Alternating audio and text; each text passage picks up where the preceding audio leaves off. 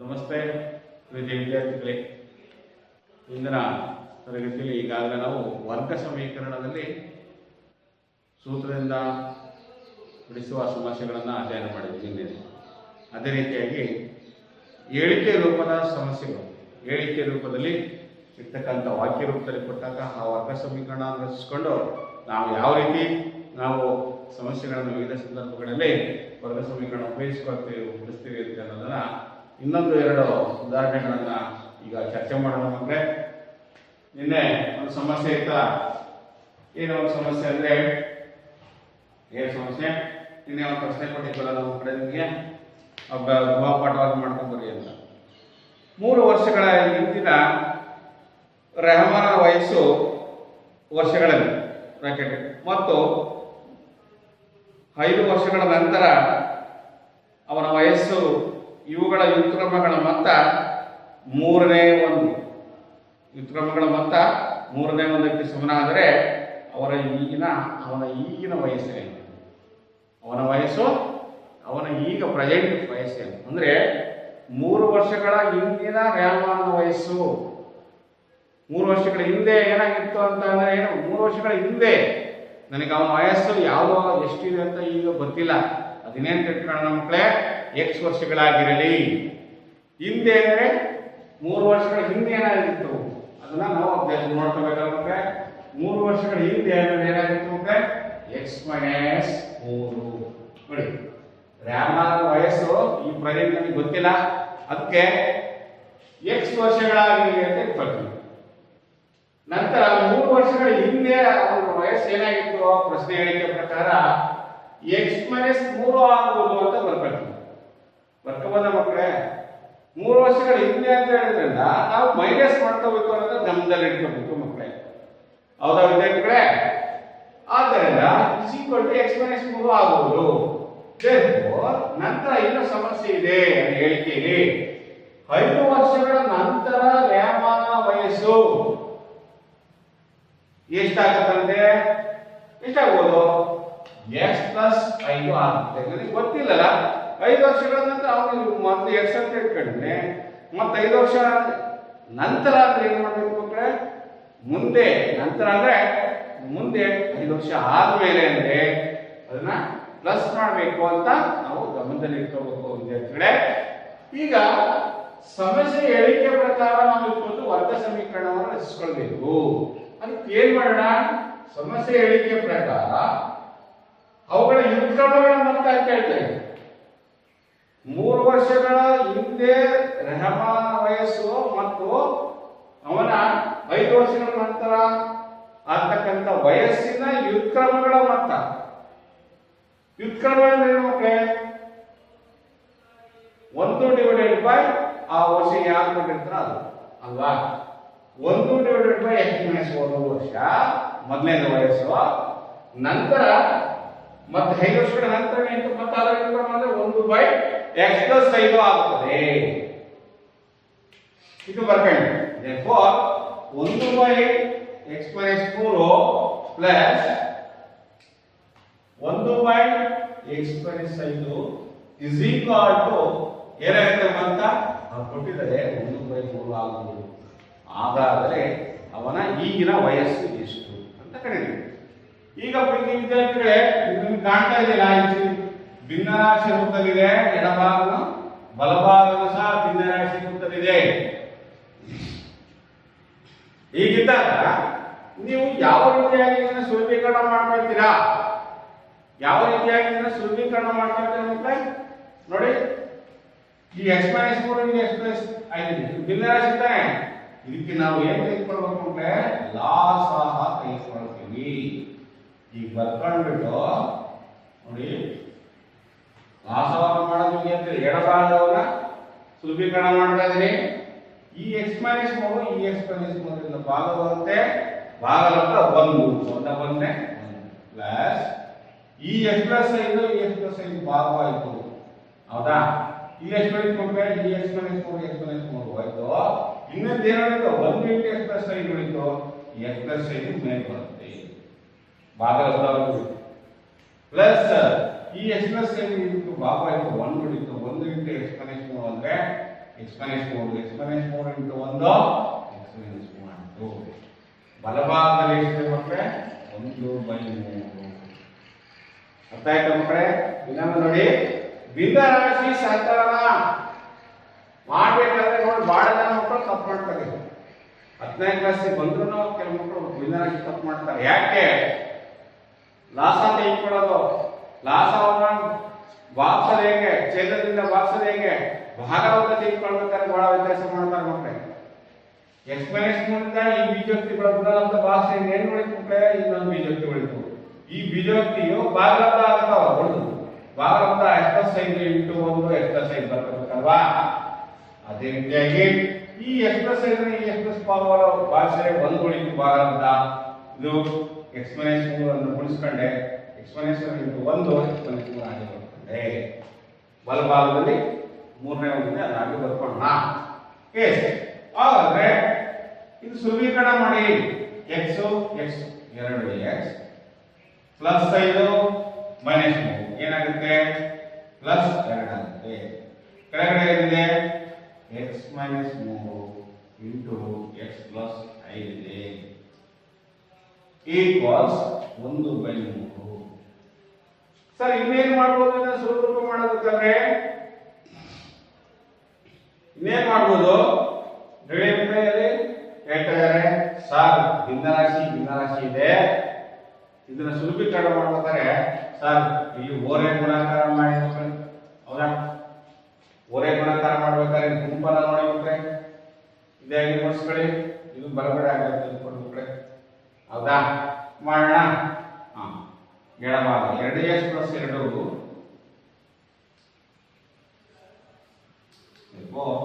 Into 3 equals x minus 3 into x plus 5 ಆಗಿದೆ.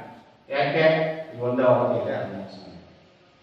ಇದು ಬಲಭಾಗ ಎಡಭಾಗ ಬಲಭಾಗ ತಕ್ಕಡೆ, ಬಲಭಾಗವನ್ನು ಎಡಭಾಗ ತಕ್ಕಡೆ, ಎಡಭಾಗವನ್ನು ಬಲಭಾಗ ಕಳಿಸಿ. ಏನು ತೊಂದರೆ? ಇದನ್ನ ಈ ಕಡೆ ಮಾಡೋಣ, ಉಳಿಸೋದು ಹೀಗೆ ಆಗುತ್ತೆ. x minus 3 into x plus 5 is equal to 2x plus 2 into. ಈಗ ಏನ್ ಮಾಡ್ತೀವಿ ಮಕ್ಕಳೇ? ಈಗ ಏನ್ ಮಾಡ್ತೀವಿ? ನೆಕ್ಸ್ಟ್ ವಿಭೋದಾಕ್ತಿಯ ಗುಣಲಬ್ಧ. ಹೌದಾ? ವಿಭೋದಾಕ್ತಿ ಗುಣಲಬ್ಧ ಮಾಡ್ತೀರಾ? ಹೇಗೆ ಮಾಡ್ತೀರಿ? x ಇಂದ ಈ ಪದವನ್ನು ಗುಣಿಸ್ಕೊಳ್ತೀನಿ, ಮೈನಸ್ 3 ಇಂದ ಈ ಪದವನ್ನು ಗುಣಿಸ್ಕೊಳ್ತೀನಿ. ಗುಣಿಸ್ಕೊಂಡು ಡೈರೆಕ್ಟ್ ಮಾಡ್ಬಿಡೋಣ. x into x square plus 5 into x 5x minus 3 into x minus 3x minus into plus minus 3 ಇಲ್ಲಿ 15 is equal to 2 3 6x plus 2 3 ನೋಡಿ 3 6 3 6. ಹೌದಾ? ನೋಡಿ ಇದು ಸುಲಭ ತರೋದಲ್ಲ ಮಕ್ಕಳೇ? ಹೌದು ಸರ್, ಮಾಡಬಹುದು. x ಸ್ಕ್ವೇರ್ ಪ್ಲಸ್ 5ರಲ್ಲಿ 3 ಕಡೆಗೆ 2x. ಹೌದಾ?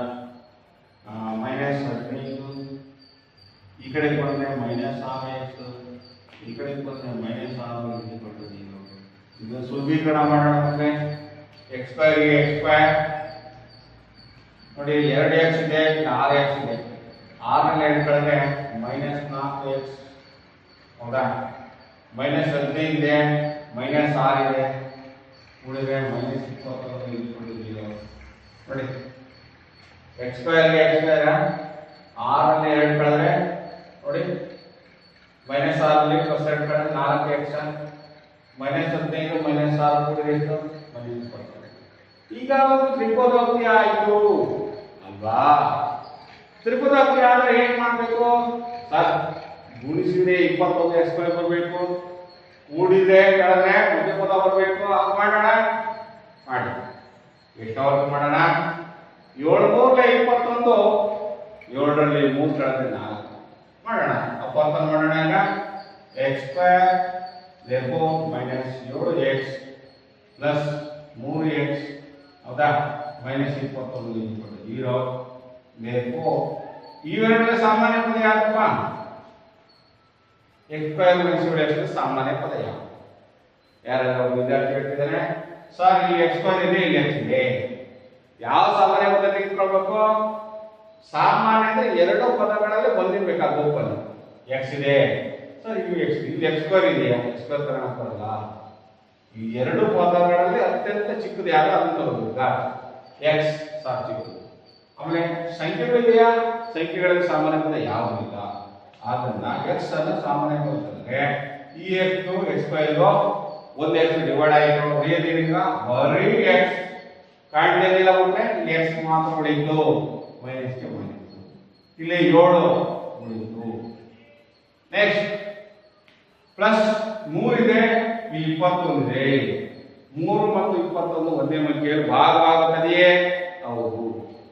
ಹಾಗಾದರೆ 3 ತೆಗೆದುಕೊಳ್ಳಿ. 3 ಒಂದೇ 3 ಅಂದ್ರೆ ಎಕ್ಸ್ ಉಳಿತು. ಈ ಪ್ಲಸ್ ತಗೊಂಡಿದ್ದಲ್ಲ, ಇದು ಚಿಹ್ನೆಯನ್ನು ಗುಣಿಸಬೇಕು. ಪ್ಲಸ್ ಇಂಟು ಮೈನಸ್ ಮೈನಸ್ 3 ಎಷ್ಟಾಗುತ್ತೆ ಹೋಗುತ್ತೆ? 21 7 3 21 ಹಾಗಾದ್ರೆ ಈಗ ನೋಡಿ ಮಕ್ಕಳೇ, ಇದರಲ್ಲಿ ಕಾಮನ್ ಫ್ಯಾಕ್ಟರ್ ಯಾವುದು? ಎಕ್ಸ್ ಮೈನಸ್ 7 ಎಕ್ಸ್ ಮೈನಸ್ 7 ಸಾಮಾನ್ಯ ಪದ ಎಕ್ಸ್ ಮೈನಸ್ 7 ಆಯ್ತು. ಮತ್ತೆ ಉಳಿದದ್ದು ಇಲ್ಲಿ ಎಕ್ಸ್ ಉಳಿದಿದೆ, ಇಲ್ಲಿ ಮಾತ್ರ ಉಳಿದಿದೆ, ಇಲ್ಲಿ ನನಗೆ ಎಕ್ಸ್ ಬೆಲೆ ಬೇಕು. ಆದ್ದರಿಂದ ಎಕ್ಸ್ ಮೈನಸ್ 7 0 ಎಕ್ಸ್ 7 ಮತ್ತು ಎಕ್ಸ್ ಪ್ಲಸ್ 3 0 ಎಕ್ಸ್ ಮೈನಸ್ 3. ನೋಡಿ, ಎರಡು ಮೂಲಗಳು ಬರ್ತದೆ. ಯಾವುದೇ ವರ್ಗ ಸಮೀಕರಣಕ್ಕೆ ಎಷ್ಟು ಮೂಲಗಳು ಇರುತ್ತವೆ? 2 ಮೂಲಗಳು. ನೆನ್ಪಿಟ್ಕೊಳ್ಳಿ ಮಕ್ಕಳೇ, ಯಾವುದೇ ವರ್ಗ ಸಮೀಕರಣವನ್ನು ತೆಗೆದುಕೊಂಡ್ರೆ ಅದರ ಮೂಲಗಳ ಸಂಖ್ಯೆ ಎಷ್ಟು? 2. ಒಂದು ಧನ ಮೂಲ ಮತ್ತೊಂದು ಋಣ ಮೂಲವಾಗಿರುತ್ತದೆ. ಆದ್ರಿಂದ ನೋಡಿ, ಈ ವರ್ಗ ಸಮೀಕರಣಕ್ಕೆ ಬಂದಿರತಕ್ಕಂಥ ಬೆಲೆ 7 ಮತ್ತು ಮೈನಸ್ 3 ಆಗಿದೆ. ಹೇಗ್ ಮಾಡೋದು ಅಂತ ಕಂಡುಕೊಂಡಿದ್ರಿ, ಈಗ ಗುಚ್ಕೊಂಡಿದ್ರಿ, ಮಾಡಿದ್ರ. ಹಾಗಾದ್ರೆ ಈಗ ವಯಸ್ಸನ್ನ ನಾವು ಧನಾತ್ಮಕ ಚಿಹ್ನೆಯಲ್ಲಿ ಇಟ್ಕೊಳ್ಬೇಕಾಗುತ್ತೆ ಅಲ್ವಾ? ಆದ್ರಿಂದ ಅವನ ವಯಸ್ಸು ಎಕ್ಸ್ ಅಂತ ಇಟ್ಕೊಂಡಿದ್ವಲ್ಲ, ರಾಮನ ವಯಸ್ಸು 7 ವರ್ಷಗಳು. ಇದರಿಂದ ನಾವು ಈ ಸಮಸ್ಯೆಗಳನ್ನು ನಾವು ಬಿಡಿಸೋದು ಹೇಗೆ ಅಂದ್ರೆ, ಆದ್ದರಿಂದ ಬರೀಬೇಕು, ರೆಹಮಾನ ವಯಸ್ಸು ಎಷ್ಟು? 7 ವರ್ಷಗಳು. ರೆಹಮಾನ ವಯಸ್ಸು ಎಷ್ಟು ಅಂತಾರೆ? ರೆಹಮಾನನ ಈಗಿನ ವಯಸ್ಸು 7 ವರ್ಷಗಳು. 7 ವರ್ಷಗಳು ಅಂತ ಬರೀ ಮಕ್ಕಳೇ. ಅಂಡರ್ಸ್ಟುಡ್ ಪ್ರೀತಿಯ ವಿದ್ಯಾರ್ಥಿಗಳೇ? ಹೀಗೆ ಯಾವುದೇ ವರ್ಗ ಸಮೀಕರಣದಲ್ಲಿ ಸಮಸ್ಯೆಗಳನ್ನು ಕೊಟ್ಟಾಗ ಸಮೀಕರಣ ಮಾಡ್ಕೊಳ್ಳೋದಕ್ಕಿಂತ ಮುಂಚೆ ಮಕ್ಕಳೇ ಪ್ರಶ್ನೆಯನ್ನೇ ಸರಿಯಾಗಿ ಕೊಡ್ಕೋಬೇಕು. ಅರ್ಥ ಆಯ್ತಿಲ್ಲ? ಹೀಗೆ ಮಾಡ್ತಾ ಹೋಗಿ ಮಕ್ಕಳೇ. ಏನಾದ್ರೂ ಇಲ್ಲಿ ತೊಂದರೆ ನೋಡ್ತಿದ್ಯಾ? ಒಂದ್ಸರಿ ಹೇಳ್ಬಿಡ ಮಕ್ಕಳೇ. ರಾಮನ ವಯಸ್ಸು ಎಷ್ಟು ವರ್ಷಗಳಾಗಿರ್ಲಿ, 3 ವರ್ಷಗಳ ಹಿಂದೆ ಅಂದ್ರೆ ಎಕ್ಸ್ ಮೈನಸ್ 3 ಆಗಬಹುದು. 5 ವರ್ಷಗಳ ನಂತರ ಅಂದ್ರೆ ಎಕ್ಸ್ ಪ್ಲಸ್ 5 ವರ್ಷಗಳಾಗಬಹುದು. ಸಮಸ್ಯೆ ಹೇಳಿಕೆ ಪ್ರಕಾರ ನಾವು ಸಮೀಕರಣ ಮಾಡ್ಕೋಬೇಕು. ಅದಕ್ಕೆ ಏನ್ ಮಾಡೋಣ? ಬರ್ಕಂಡೆ ಆ 2 ವಯಸ್ಸುಗಳ ಅನುಪಾತವನ್ನು ಕೊಟ್ಟಿದ್ರಲ್ಲ, ಎಕ್ಸ್ ಮೈನಸ್ 3 ವರ್ಷ ಮತ್ತು ಎಕ್ಸ್ ಪ್ಲಸ್ 5 ವರ್ಷ, ಅವು ವಯಸ್ಸುಗಳ ವ್ಯುತ್ಕ್ರಮಗಳು. ವ್ಯುತ್ಕ್ರಮ ಅಂದ್ರೆ ಅದರ ರೆಸಿಪ್ರೋಕಲ್, ವಿಲೋಮ ವರ್ಗಣ ಮಕ್ಕಳೇ. ಅದು 1 by x minus 3 plus 1 by x plus 5 is equal to ಮೊತ್ತ ಅವ 2 ವರ್ಷ ವಯಸ್ಸುಗಳ ಮೊತ್ತ 3 ಸಮ. ಇದನ್ನ ಏನ್ ಮಾಡ್ತೀವಿ? ಎಲ್ಲ ಗೊತ್ತಿದೆ ಮಕ್ಕಳು. ಏನೇ ಸ್ಟೆಪ್ಸ್ ಹಂತಗಳೆಲ್ಲ ನಾವು ಮಾಡ್ತೀವಿ, ನಿಮಗೆಲ್ಲ ಗೊತ್ತಿರೋ ಅಂಶ. ಒಂದೊಂದೇ ಅಂಶಗಳನ್ನು ಗಮನಿಸ್ಕೊಂಡ್ಬನ್ನಿ. ಲಾಸ ತೆಗೆದುಕೊಳ್ಳಿ, ಸುಲಭೀಕರಣ ಮಾಡಿ, ಭಿನ್ನರಾಶಿ ಕೂಡ್ಕೊಳ್ಳಿ, ನಂತರ ಓರೆಗುಣಾಕಾರ ಮಾಡ್ಬಿಟ್ಟು ನಾವು ವಿಭೋಧಂತಿಗಳನ್ನ ಗುಣಿಸ್ಕೊಳ್ಳೋಣ. ಎಡಭಾಗವನ್ನು ಗುಣಿಸ್ಕೊಳ್ಳಿ, ಬಲಭಾಗವನ್ನು ಗುಣಿಸ್ಕೊಳ್ಳಿ. ಆಮೇಲೆ ಚರಾಕ್ಷರಗಳ ಗಾತ್ರಗಳ ಎಣಿಕೆ ಕ್ರಮದಲ್ಲಿ ಬರೋ ರೀತಿಯಲ್ಲಿ ಚರಾಕ್ಷರಗಳನ್ನೆಲ್ಲ ಒಂದು ಕಡೆಗೆ ಮಾಡ್ಕೊಂಡಿದ್ದೀವಿ, ಸಂಖ್ಯೆಗಳನ್ನ ಒಂದು ಕಡೆಗೆ ಮಾಡ್ಕೊಂಡು ನಾವು ಒಂದು ಬೀಜೋಕ್ತಿಯ ಪಡಿತೀವಿ. ಆ ಬೀಜೋಕ್ತಿಯನ್ನು ಪಡೆದ್ಮೇಲೆ ಕೊನೆಯದಾಗಿ ತ್ರಿಪದೋಕ್ತಿ ಆಗುತ್ತೆ. ತ್ರಿಪದೋಕ್ತಿ ಬಂದಾಗ ಯಾವ ರೀತಿಯಾಗಿ ಅಪವರ್ತನ ಕ್ರಮ, ಇಲ್ಲಿ ಯಾವ ಕ್ರಮ? ಅಪವರ್ತನ ಕ್ರಮವನ್ನು ಉಪಯೋಗಿಸ್ಕೊಂಡೆ ಮಕ್ಕಳೇ. ಸರಿ, ಅಪವರ್ತನ ಕ್ರಮದಲ್ಲಿ ಮಾಡುವುದು. ಅಕಸ್ಮಾತ್ ಇಲ್ಲಿ ಏನಾದ್ರೂ ಡಿಫಿಕಲ್ಟ್ ನಿಮ್ಗೆ ಅಪವರ್ತನ ಸಿಗ್ಲಿಲ್ಲ ಅಂತಂದ್ರೆ ಒಂದು ಸಂದರ್ಭದಲ್ಲಿ ನೀವು ಸುಲಭವಾಗಿ ಅಪವರ್ತನಗಳು ಸಿಗಲ್ಲ ಅಂದ ಸಂದರ್ಭದಲ್ಲಿ ನಾವೇನ್ ಮಾಡ್ಬೇಕು? ಅವಾಗ ಶ್ರೀಧರ ಸೂತ್ರ, ಇಲ್ಲಿ ಈ ಸ್ಟೆಪ್ ಬಂದ್ಮೇಲೆ ಇಲ್ಲಿ ಒಂದು ಅರ್ಥವನ್ನು ಮಾಡಿದ್ರೆ ಸೂತ್ರದಿಂದಲೂ ಸಹ ಬಿಡಿಸಿದಾಗ ಇದೇ ಉತ್ತರ ಬರುತ್ತೆ ಮಕ್ಕಳೇ. ಇಲ್ಲಿ ಅಪವರ್ತನಗಳ ನಮಗೆ ಸುಲಭ ಸಿಕ್ಕುವ ಸುಲಭವಾಗಿ ಅಪವರ್ತನ ಕ್ರಮ ಮಾಡಿ, ಹೌದಾ? ಮಾಡೋದ್ರೆ ಗೊತ್ತಾಯ್ತು. ಅಕಸ್ಮಾತ್ ಅಪವರ್ತನಗಳು ನೇರವಾಗಿ ನಮಗೆ ಸಿಗಲಿಲ್ಲ, ಒಂದೊಂದ್ಸರಿ ಅಭಾಗಲಬ್ಧ ಸಂಖ್ಯೆಗಳು ಇರ್ತವೆ. ಇಲ್ಲಿ ತ್ರಿಪದೋಕ್ತಿ ಬಂತ ಅಂತ ಅವಾಗ ಅಭಾಗಲಬ್ಧ ಸಂಖ್ಯೆಗಳ ರೂಟ್ ಅಂತ ಬರ್ತವೆ. ರೂಟ್ 3, ರೂಟ್ 5, ರೂಟ್ 7 ಅಂತ ಬಂದಾಗ ನಾವು ನೇರವಾಗಿ ನೀವು ಶ್ರೀಧರ ಪದ್ಧತಿಯ ಸೂತ್ರದಿಂದ ಬಿಡಿಸಬಹುದು. ಇದೇ ಲೆಕ್ಕನೆ ಗೊತ್ತಾಯ್ತು ಮಕ್ಕಳೇ. ಆದ್ರಿಂದ ವಯಸ್ಸು ಯಾವಾಗಲೂ ಧನಾತ್ಮಕವಾಗಿ ತೆಗೆದುಕೊಂಡಾಗ ಇಲ್ಲಿ 7 ವರ್ಷಗಳಾಗುತ್ತೆ. ಯಾಮಾನ ಈಗಿನ ವಯಸ್ಸು ಎಷ್ಟು? 7 ವರ್ಷಗಳು. ಈಗ ಅರ್ಥ ಆಯ್ತಾ ಮಕ್ಕಳೇ? ಈಗ ಎರಡನೇ ಒಂದು ಪ್ರಶ್ನೆಯನ್ನ ನೋಡ್ಕೊಳ್ಳಿ. ಎರಡನೇ ಪ್ರಶ್ನೆಯನ್ನು ನೋಡೋಣ ಮಕ್ಕಳೇ. ಇನ್ನೊಂದು 5ನೇ ಪ್ರಶ್ನೆ ಅದೇ ಅಭ್ಯಾಸದಲ್ಲಿ ಸಮಸ್ಯೆ 5ಅನ್ನ ನೋಡ್ಕೊಳ್ಳಿ. ಚೆನ್ನಾಗಿ ಓದ್ಕೋಬೇಕು ಫಸ್ಟ್ ಮಕ್ಕಳೇ. ಪ್ರಶ್ನೆಯನ್ನು ಸರಿಯಾಗಿ ಓದ್ಕೋಬೇಕು. ಒಂದು ಕಿರು ಪರೀಕ್ಷೆಯಲ್ಲಿ ವಿದ್ಯಾರ್ಥಿಗಳೇ, ಒಂದು ಕಿರು ಪರೀಕ್ಷೆಯಲ್ಲಿ ಶಿಪಾಯಿಯು ಗಣಿತ ಮತ್ತು ಇಂಗ್ಲಿಷ್ ವಿಷಯಗಳಲ್ಲಿ ಪಡೆದ ಅಂಕಗಳ ಮೊತ್ತ 30 ಆಗಿದೆ. ಅವಳು ಗಣಿತದಲ್ಲಿ ಇನ್ನೂ 2 ಹೆಚ್ಚು ಅಂಕಗಳನ್ನು ಮತ್ತು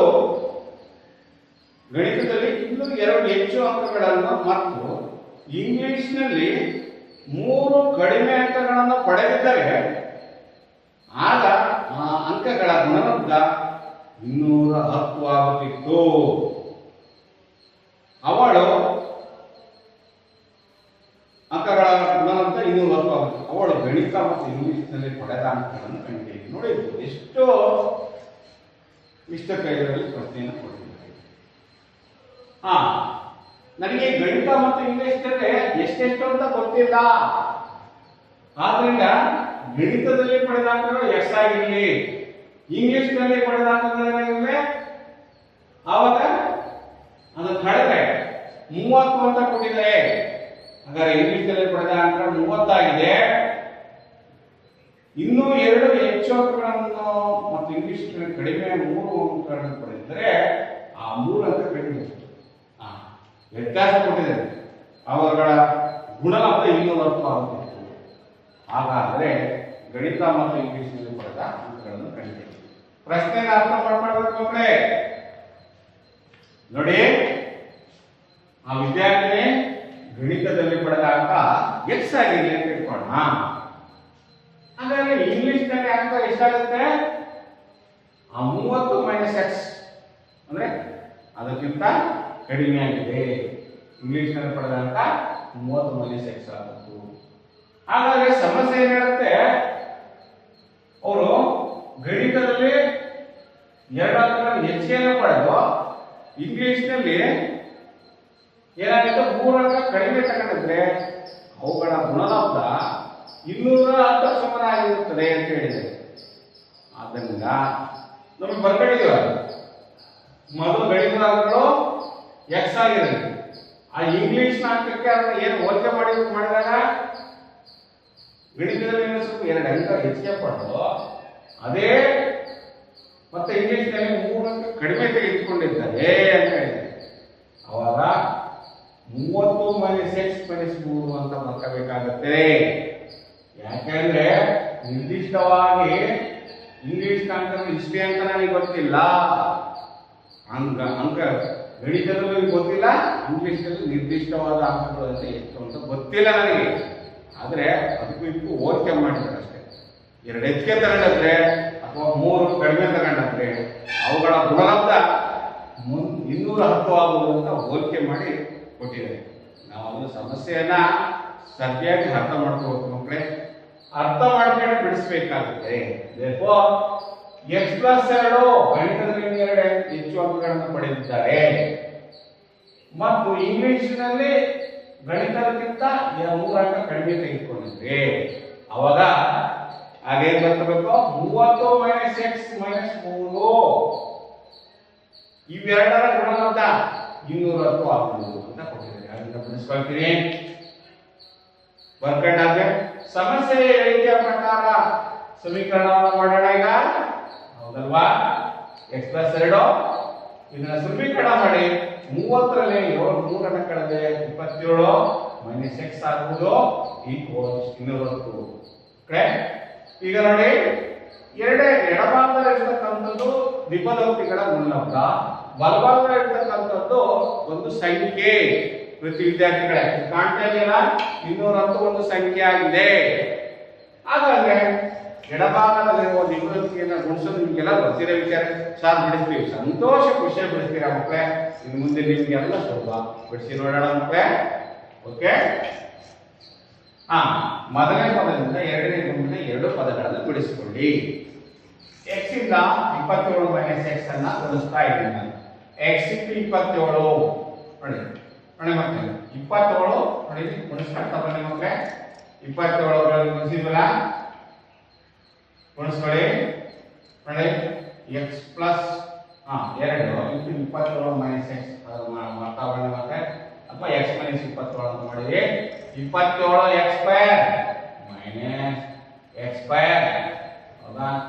ಪ್ಲಸ್ 54 ಮೈನಸ್ ನೋಡಿ 27 54 ಮೈನಸ್ ಅಥವಾ ಮೈನಸ್ 2 ಈಗ ಗುಣಿಸ್ಕೊಂಡು, ಹೌದಾ? ಗುಣಿಸಿರೋ ಮಕ್ಕಳೇ, ಈಗ ಗುಣಿಸಿರಲ್ಲ ಒಂದು ಗುಂಪನ್ನು ಹಾಗೆ ಇಟ್ಕೊಳ್ಳಿ, ಇದನ್ನ ಗುಣಿಸ್ಕೊಳ್ಳಿ, ಏನು ತೊಂದರೆ ಇಲ್ಲ, ಹೌದಾ? 27 ಮೈನಸ್ ಇದು ಗುಣಿಸ್ತಾ ಹೋಗಿ ಸುಲಭೀಕರಣ ಮಾಡೋಣ ಮಕ್ಕಳಿಗೆ. Minus X square plus 25 X minus 156.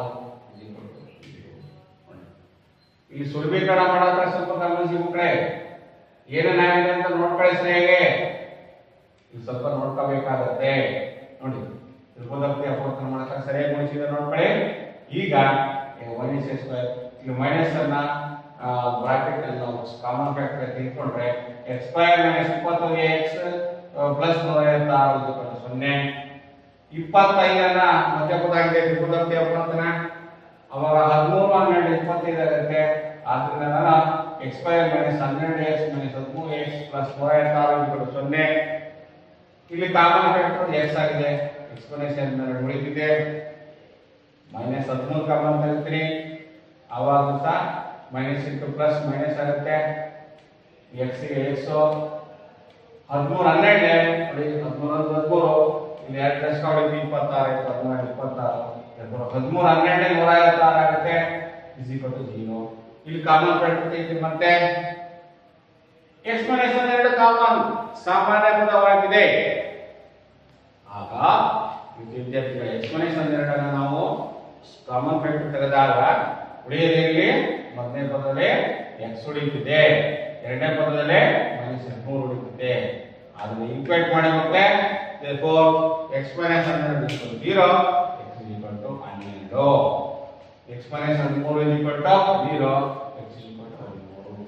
ಹಾಗಾದರೆ ಗಣಿತ ಮತ್ತು ಇಂಗ್ಲಿಷಿನಲ್ಲಿ ಅವರ ಪಡೆದಂತಹ ಅಂಕಗಳು ಎಷ್ಟು? ಹಾಗಾದ್ರೆ ಗಣಿತ ಮತ್ತು ಇಂಗ್ಲಿಷ್ನಲ್ಲಿ ಪಡೆದಂತಹ ಅಂಕಗಳು ಎಷ್ಟಾಗುತ್ತೆ ಮಕ್ಕಳೇ? ಅದನ್ನ ಬೆಲೆಯನ್ನು ಆದೇಶ ಮಾಡಿದರೆ ನಮಗೆ ಬರುತ್ತೆ. ಎಷ್ಟು ಅಂಕ ಬರುತ್ತೆ ಮಕ್ಕಳೇ? ಅದನ್ನು ಮಾಡೋಣ ನೋಡಿ, ಅದು ಲೆಕ್ಕ ಮಾಡಿ.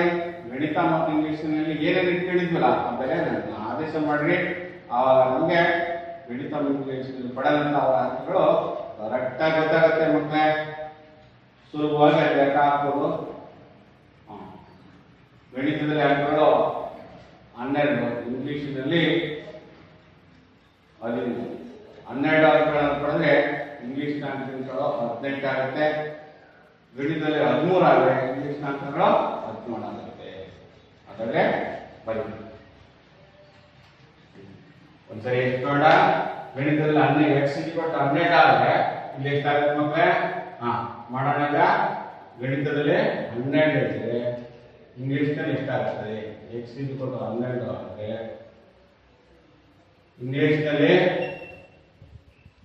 ಇಂಗ್ಲಿಷ್ನಲ್ಲಿ ಪಡೆದ ಅಂಕಗಳು ಎಷ್ಟಾಗುತ್ತೆ? ಪಡೆದಾಟಗಳು 30 ಮೈನಸ್ ಎಕ್ಸ್ ಅಂದ್ರೆ ಅರ್ಥ 30 ಮೈನಸ್ 12 18.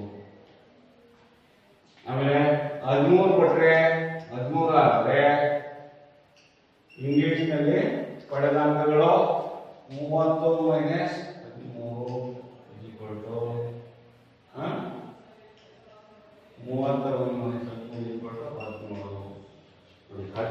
ಮತ್ತು 17 ಅಂಕಗಳು. ಅವು ಪಡೆದಾಂಕಗಳು 18 ಮತ್ತು 17 ಅಂಕಗಳಾಗುತ್ತದೆ. ಈ ರೀತಿಯಾಗಿ ವಿದ್ಯಾರ್ಥಿಗಳೇ ಸಮಸ್ಯೆಯನ್ನು ನಡೆಸಬಹುದು. ನೆಕ್ಸ್ಟ್ ಇನ್ನೊಂದು ಲೆಕ್ಕ ನೋಡೋಣ ಮಕ್ಕಳೇ. ಹಾಗೇನೆ 6ನೇ ಸಮಸ್ಯೆ ನೋಡಿ ಮಕ್ಕಳೇ, ಎಷ್ಟು ಚೆನ್ನಾಗಿದೆ. 6ನೇ ಸಮಸ್ಯೆ ಎಷ್ಟು ಚೆನ್ನಾಗಿದೆ ನೋಡಿ ಮಕ್ಕಳೇ, ಹೌದಲ್ಲ? ಎಲ್ಲ ಗಮನಿಸಿರಲಿಲ್ಲ, ಸಮಸ್ಯೆ ಚೆನ್ನಾಗಿ ಅರ್ಥ ಆಗ್ತಿದೆಯಲ್ಲ. ಒಂದು ಆಯತಾಕಾರದ ಹೊಲದ ಕರ್ಣವು ಅದರ ಚಿಕ್ಕ ಭಾಗಕ್ಕಿಂತ 60 ಮೀಟರ್ ಹೆಚ್ಚಾಗಿದೆ. ಅದರ ದೊಡ್ಡ ಭಾಗವು ಚಿಕ್ಕ ಭಾಗಕ್ಕಿಂತ 30 ಮೀಟರ್ ಹೆಚ್ಚಾಗಿದ್ದರೆ ಆ ಹೊಲದ ಬಾಹುಗಳ ಉದ್ದಗಳನ್ನು ಕಂಡುಹಿಡಿಯಿರಿ. ಅಪ್ಪ ಎಷ್ಟು ಚೆನ್ನಾಗಿದೆ ನೋಡುತ್ತೆ. ಈ ಪ್ರಶ್ನೆ ನೋಡಿ ಎಷ್ಟು ಚೆನ್ನಾಗಿದೆ ಅದಲ್ಲ. ನೋಡೋಣ,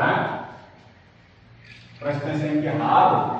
ಇದನ್ನ ನಾವು ರಫ್ ಸ್ಕೆಚ್ ಆಗಿ ಇಸ್ಕೊಳ್ಳೋಣ ಮಕ್ಕಳೇ. ಫಸ್ಟ್ ರಫ್ ಆಗಿ ಒಂದು ಚಿತ್ರ ಹಾಕೊಂಡು ಒಂದು ಸಮೀಕರಣ ಮಾಡ್ಕೊಂಡು ಬಿಡಿಸಿದ್ರೆ ತುಂಬಾ ಚೆನ್ನಾಗಿ ಅರ್ಥ ಆಗುತ್ತೆ, ಹೌದಲ್ವಾ? ನೋಡೋಣ. ಆಯತಾಕಾರವಾಗಿದೆ ಹೊಲ, ಅದರ ಉದ್ದ ಮತ್ತು ಅಗಲ ಕರ್ಣ ಕೊಟ್ಟಿದ್ದಾರೆ. ಅದನ್ನ ಒಂದು ಚಿತ್ರ ಬರ್ತಾರೆ ನೀಟಾಗಿ ಬರ್ಕೊಂಡು ನಾವು ಸಮೀಕರಣವನ್ನ ಮಾಡೋಣ.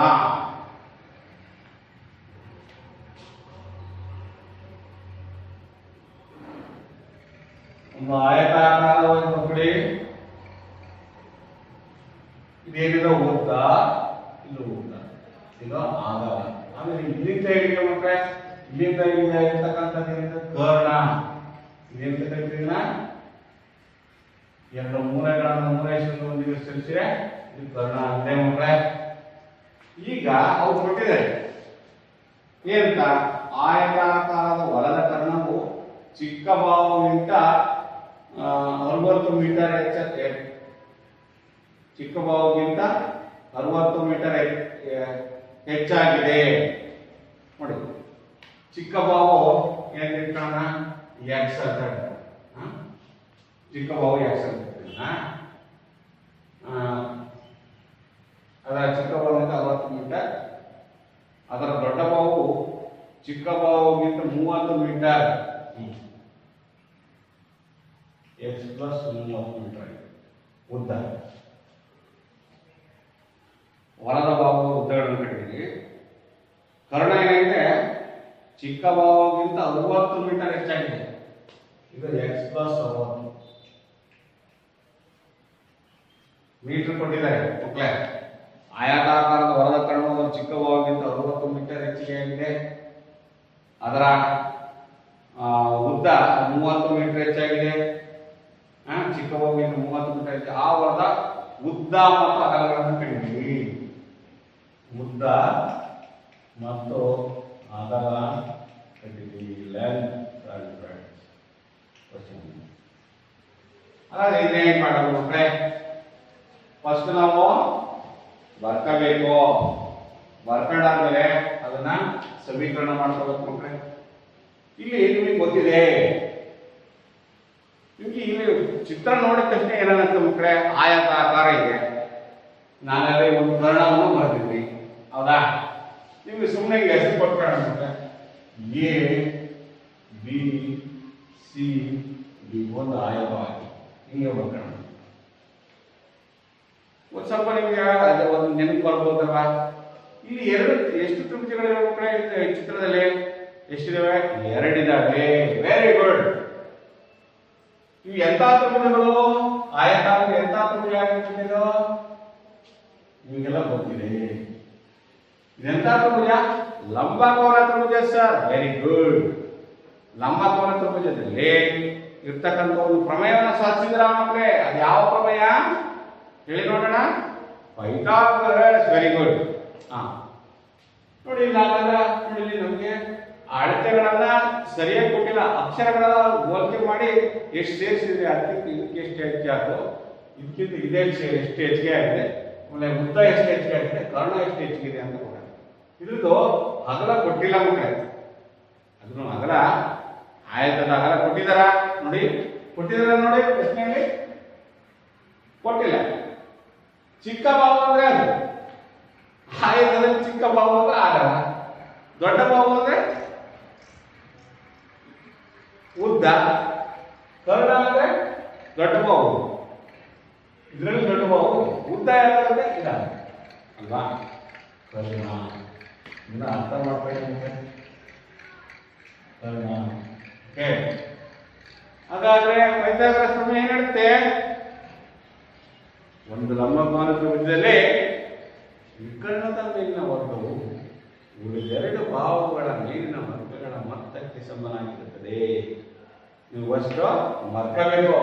ಈ ಪ್ರಶ್ನೆಯನ್ನು ಬರ್ಕೊಂಡು ಆಯತದ ಅಗಲ ಎಕ್ಸ್ ಆಗಿರಲಿ, ಏನಾಗಿದೆ ಆಯತಾಕಾರದ ವಲದ ಅಗಲದ ಅಳತೆ ಅಗಲವು ಎಕ್ಸ್ ಮೀಟರ್ ಆಗಿರಲಿ, ಉದ್ದವು ಎಷ್ಟಾಗುತ್ತೆ ಎಕ್ಸ್ ಪ್ಲಸ್ 30 ಮೀಟರ್ ಆಗಿರಲಿ.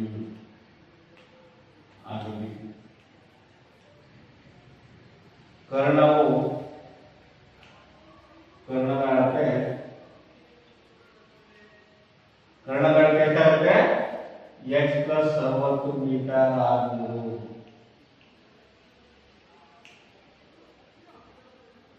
ಹಾಗಾದ್ರೆ ಸಮಸ್ಯೆಯ ಪ್ರಶ್ನೆ ಹೇಳಿಕೆ ಪ್ರಕಾರ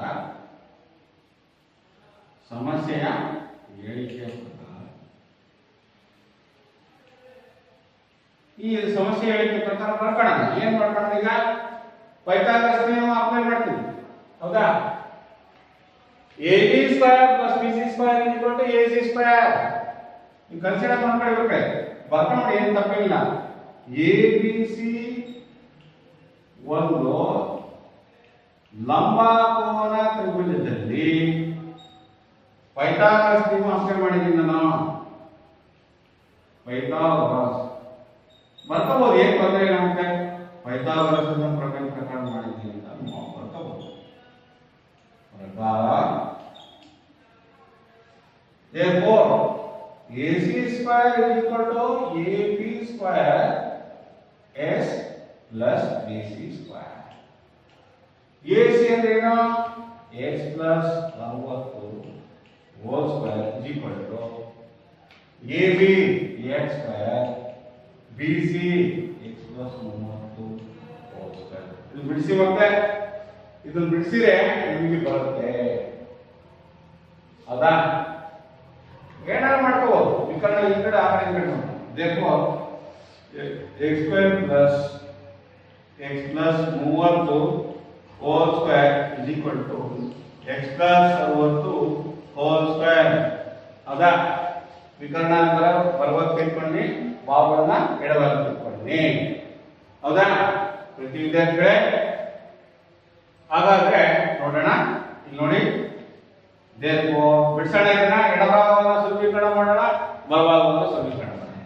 Therefore, x square ಇಲ್ಲಿ x plus 30 whole square ಯಾವ ಸೂತ್ರ? a plus b whole square. Therefore, x square plus 2 into 30 into x plus 30 square ಅಂದ್ರೆ ಎಷ್ಟು ಮಕ್ಕಳೇ? 30 into 30 900 ಈ ಕಡೆ ಬಲಭಾಗ ಬಂದ್ರೆ ನಮ್ಗೆ ಏನಾಯ್ತು? x square plus 2ab 2 into x into 60, ಹೌದಾ? ಬರ್ಕಂಡಿ, ಹೌದಾ? ಪ್ಲಸ್ b ಸ್ಕ್ವೇರ್ ಅಂದ್ರೆ 60 ಸ್ಕ್ವೇರ್ ಅಂದ್ರೆ ಎಷ್ಟು? 6 ಅಂದ್ರೆ 36, 3600.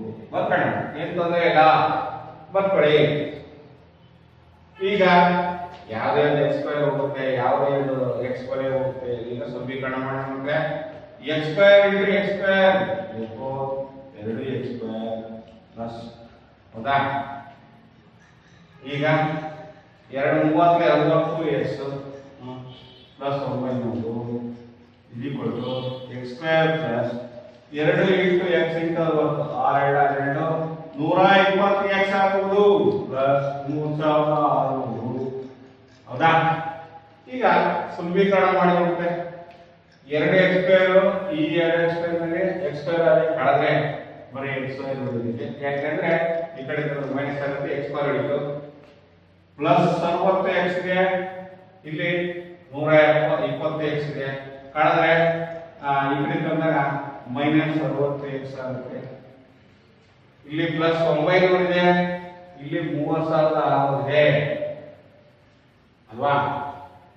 930 3 ಹೌದಾ? ಹಾಗಾದ್ರೆ 3600ರಲ್ಲಿ 9 ಕಳೆದುಕೊಂಡ್ರೆ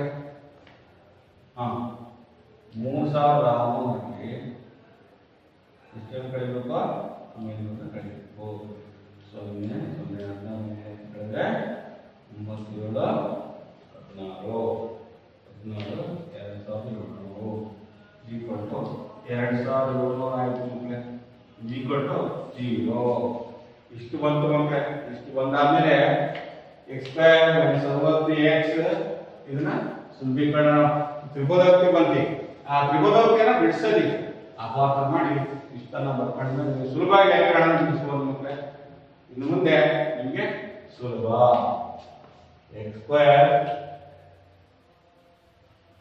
ಹೌದಾ ಮೈನಸ್ 60x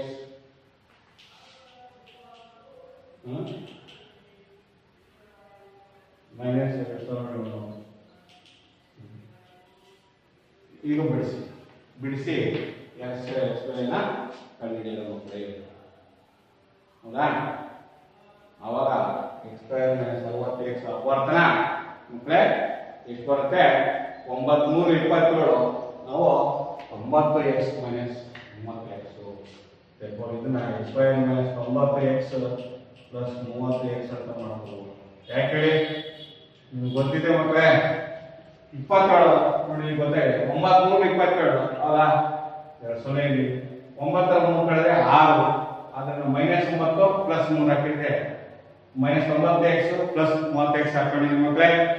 ಈಗ ನೀವು ಅಪಾರ್ಥ ಮಾಡೋದು ಗೊತ್ತಿದೆ. x ಕಾಮನ್ ತೆಗೆದುಕೊಂಡ್ರೆ x ಮೈನಸ್ 90 ಪ್ಲಸ್ ಇಲ್ಲಿ 30 ಕಾಮನ್ ತೆಗೆದ್ರೆ x ಮೈನಸ್ 90 37 ಹೌದಲ್ಲ? 37 0.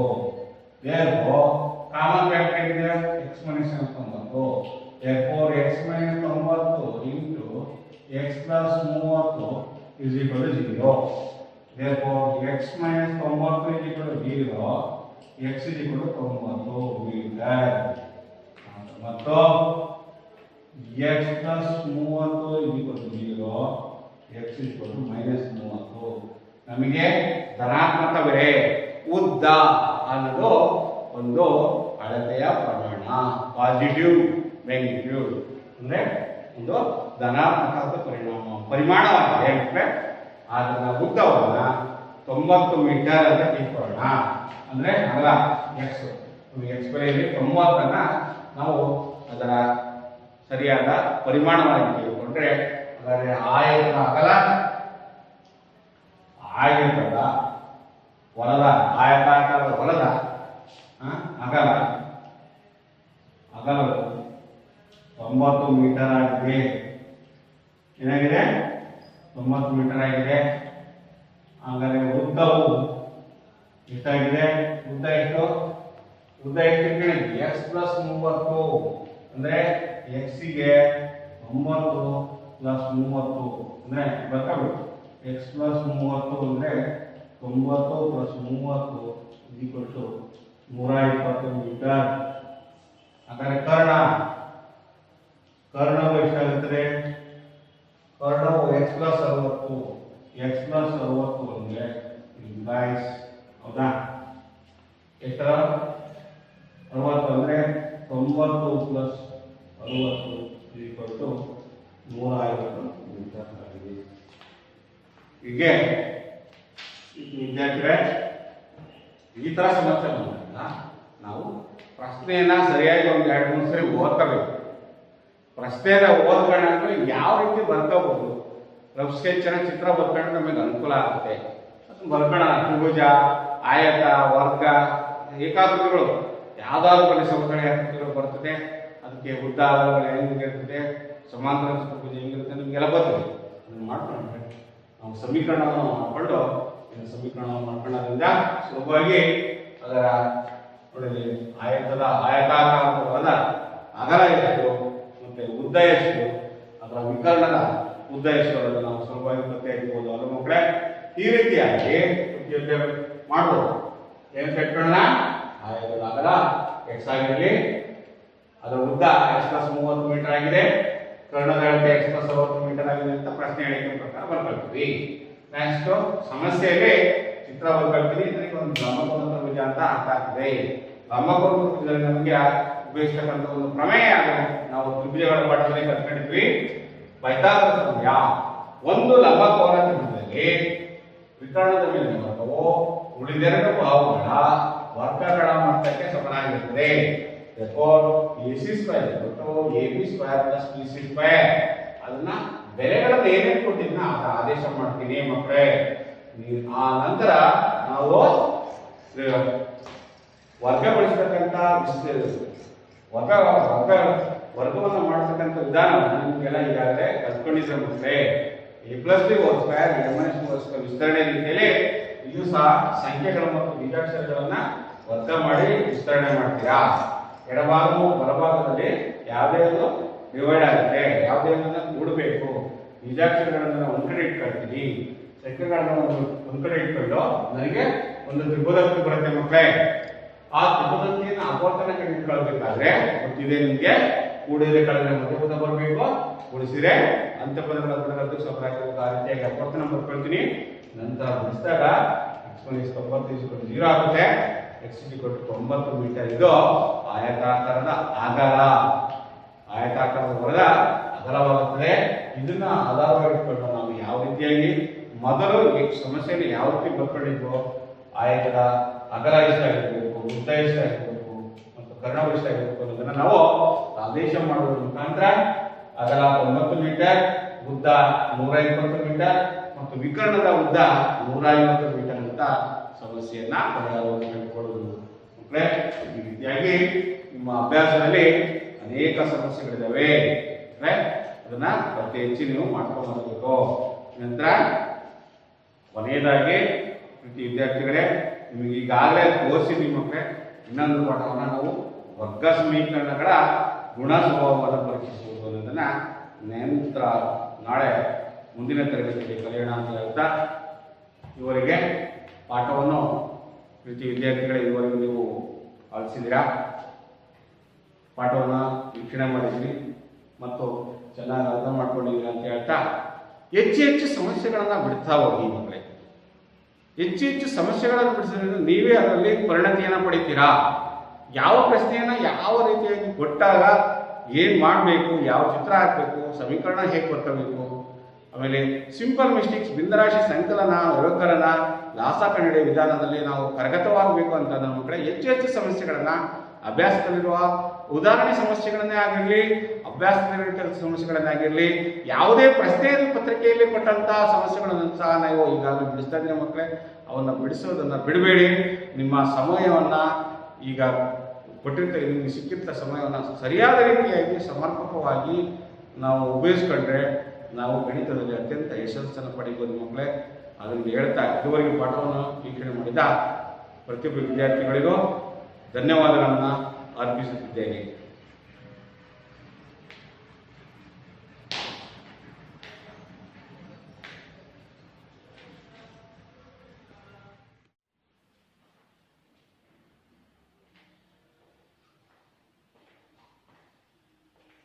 ಹಾಗೆ ಎಲ್ಲರೂ ವಿದ್ಯಾರ್ಥಿಗಳಿಗೆ ಗಮನದಲ್ಲಿ ಇದುವರೆಗೂ ಪಾಠವನ್ನು ಅಬ್ಸರ್ವ್ ಮಾಡಿದಲ್ಲ ಮಕ್ಕಳೇ. ಈ ವೀಕ್ಷಣೆ ಮಾಡಿದ ಪಾಠದಲ್ಲಿ ನಿಮಗೆ ಅನೇಕ ರೀತಿಯ ಹೊಸ ಆಲೋಚನೆಗಳು ಬರ್ತವೆ ಮಕ್ಕಳೇ. ಆದ್ದರಿಂದ ಈ ಅಭ್ಯಾಸದಲ್ಲಿರ್ತಕ್ಕಂಥ 10.3 ಮತ್ತು 10.2 ಎಲ್ಲ ಸಮಸ್ಯೆಗಳನ್ನು ಸ್ವಲ್ಪ ಹೆಚ್ಚು ಗಮನ ಇಟ್ಟು ನೀವು ಬರೆಯೋದು ಪ್ರಾಕ್ಟೀಸ್ ಮಾಡಬೇಕು ಮಕ್ಕಳೇ. ಪರಿಣತಿಯನ್ನು ಪಡಿಬೇಕು ಅಂದರೆ ಹೆಚ್ಚು ಸಮಸ್ಯೆಗಳನ್ನು ಬಿಡಿಸಬೇಕು ಅಂತ ಹೇಳ್ತಾ, ನೀವು ಈ ವರ್ಗ ಸಮೀಕರಣ ಅನ್ನೋದು ಇದೇ ನಮ್ಮ 10ನೇ ತರಗತಿಗೆ ಅಷ್ಟೇ ಅಲ್ಲ ಮಕ್ಕಳೇ, ಮುಂದಿನ ಅನೇಕ ಇಂಜಿನಿಯರಿಂಗ್ ಕ್ಷೇತ್ರಗಳಲ್ಲಿ ಅನೇಕ ಸಂದರ್ಭಗಳಲ್ಲಿ ನಾವು ಇದನ್ನು ಉಪಯೋಗಿಸ್ತೀವಿ ಮಕ್ಕಳೇ. ಬೀಜಗಣಿತದಲ್ಲಿ ಅತ್ಯಂತ ಉಪಯುಕ್ತವಾದ ಪಾಠ ಇದು ವರ್ಗ ಸಮೀಕರಣ ಪಾಠ. ಅದರಿಂದ ನೀವು ಈ ಅಪವರ್ತನ ಮಾಡತಕ್ಕಂಥ ವಿಧಾನ ಆಗಿರ್ಬೋದು, ಸೂತ್ರದಿಂದ ಬಿಡಿಸುವ ವಿಧಾನ ಆಗಿರ್ಬೋದು, ಮತ್ತು ಹೇಳಿಕೆ ರೂಪದಲ್ಲಿ ಕೊಟ್ಟಾಗ ನಾನು ಸಮೀಕರಣ ಮಾಡಿಕೊಂಡು ವಿವಿಧ ಗಣಿತದ ಮೂಲ ಕ್ರಿಯೆಗಳನ್ನು ಸಮರ್ಪಕವಾಗಿ ಬಳಸ್ಕೊಂಡು ಪ್ರತಿ ವಿದ್ಯಾರ್ಥಿಗಳೇ ಮತ್ತೊಮ್ಮೆ ಹೇಳೋದೇನಪ್ಪ ಅಂತಂದರೆ, ಇದರಲ್ಲಿ ಪರಿಣತಿಯನ್ನು ಪಡೆಯಬೇಕು ಅಂತಂದರೆ ತುಂಬ ಚೆನ್ನಾಗಿ ಹೆಚ್ಚು ಬೇರೆ ಬೇರೆ ವಿವಿಧ ರೀತಿಯಲ್ಲಿ ವಿವಿಧ ಆಯಾಮಗಳಲ್ಲಿ ಕೊಟ್ಟಂಥ ಉದಾಹರಣೆ ಸಮಸ್ಯೆಗಳನ್ನು ಹೆಚ್ಚು ಮಾಡಬೇಕು. ಮತ್ತು ಅಭ್ಯಾಸದ ಪ್ರಶ್ನೆಗಳು, ಪ್ರಶ್ನೆ ಪತ್ರಿಕೆಯ ಪ್ರಶ್ನೆಗಳನ್ನು ನಿಮ್ಮ ಸ್ನೇಹಿತರೊಂದಿಗೆ, ನಿಮ್ಮ ಶಿಕ್ಷಕರೊಂದಿಗೆ ಚರ್ಚೆ ಮಾಡಿ ಕಲಿತೀರ ಅಂತ ಹೇಳ್ತಾ, ಮತ್ತೊಮ್ಮೆ ಮಕ್ಕಳೇ ಎಲ್ಲರಿಗೂ ಹೇಳ್ತಾ, ನಾಳಿನ ತರಗತಿಯಲ್ಲಿ ನಾವು ವರ್ಗ ಸಮೀಕರಣಗಳ ಗುಣ ಸ್ವಭಾವವನ್ನು ಹೇಗೆ ಪರೀಕ್ಷೆ ಮಾಡೋದು, ವರ್ಗ ಸಮೀಕರಣಗಳ ಗುಣ ಸ್ವಭಾವವನ್ನು ಪರೀಕ್ಷೆ ಮಾಡೋದು ಅಂತ ಹೇಳ್ತಾ, ಇದುವರೆಗೂ ನೀವು ಪಾಠವನ್ನು ವೀಕ್ಷಣೆ ಮಾಡಿದಿರಿ. ಆ ಅಭ್ಯಾಸದ ಎಲ್ಲ ಸಮಸ್ಯೆಗಳನ್ನು, ಉಳಿದಂಥ ಸಮಸ್ಯೆಗಳನ್ನು ಗೃಹಪಾಠವಾಗಿ ನಿಮಗೆ ಕೊಟ್ಟಿರ್ತೀವಿ. ಅದನ್ನು ನಾಳೆ ನೀವು ಮುಗಿಸ್ಕೊಂಡ್ಬಂದ್ಬಿಟ್ಟು ನಿಮ್ಮ ಶಿಕ್ಷಕರೊಂದಿಗೆ ಚರ್ಚೆ ಮಾಡಿರಿ ಅಂತ ಹೇಳ್ತಾ, ನಿಮಗೆಲ್ಲರಿಗೂ ಮತ್ತೊಮ್ಮೆ ಧನ್ಯವಾದಗಳು ಪ್ರತಿ ವಿದ್ಯಾರ್ಥಿಗಳೇ.